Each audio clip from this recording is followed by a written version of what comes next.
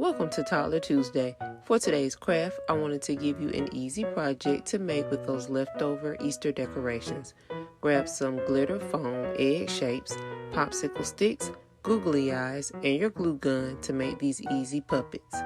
Start by gluing a popsicle stick to the back of the egg.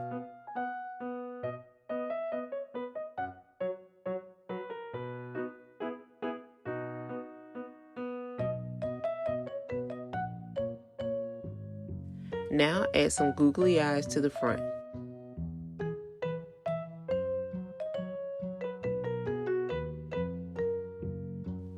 You could also use pipe cleaners or other sparkles to make your puppet stand out.